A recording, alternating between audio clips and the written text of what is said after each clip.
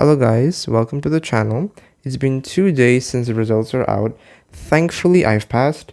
All the hard work and consistency paid off in the end. So in this video, I will be explaining the technique I use to study for the exam. So let's start.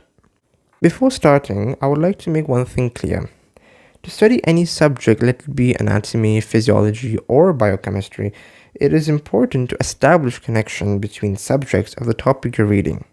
Creating connections between subjects helps your brain to establish relevance about it, making it easier for you to understand, and helps creating curiosity about that topic because many questions will come up.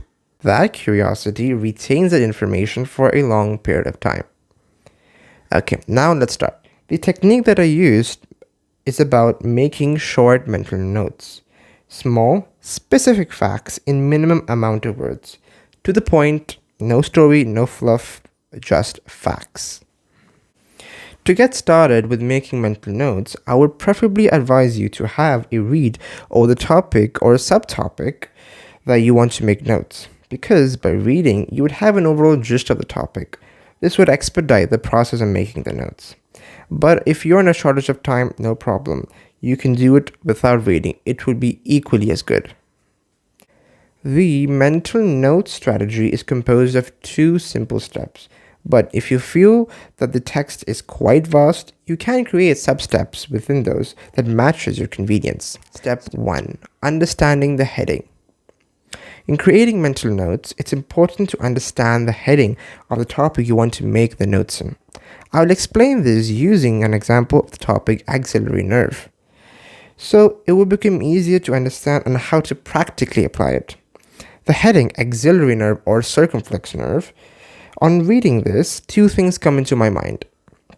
Firstly, the nerve is located in the axillary region, and secondly, it has the term circumflex. So the nerve winds around some structure. Now this understanding builds the foundation of connecting new facts. Since the nerve is located in the axillary region, it is relevant to understand what is the exact location of the nerve in the axillary region. The answer to that question becomes our first point. Smaller terminal branch of the posterior cord of the brachial plexus C5, C6. In the same way, the answer to that second question will become our next point. Dislocations of the shoulder and in fractures of the surgical neck of the humerus. Like this, creating relevance of every heading and subheading makes the topic fun and more interesting to understand. For the relations heading, I've highlighted only the structures that are situated medially, laterally, anterior and posterior. Medial to the radial nerve, and laterally to the coracobrachialis. For the clinical anatomy section, I usually make a note of the conditions that are related to the location of the structure, since it becomes easier to visualize on how the condition has occurred. For example, the axillary nerve is located near the surgical neck of the humerus. So any dislocations of the shoulder or dislocation of the neck of the humerus would affect this nerve.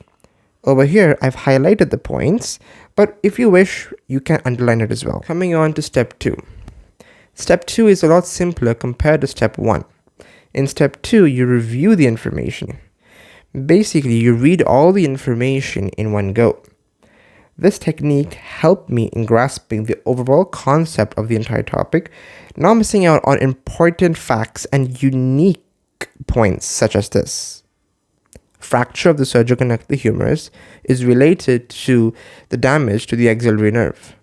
It's like a summary of the entire topic. Hope you guys found this information useful and practical.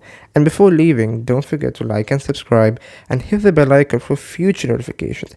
And if you want ready-made notes like these on other topics, visit https://wob.com/45projectmed, where I have uploaded such notes for other topics as well. Till next time, bye.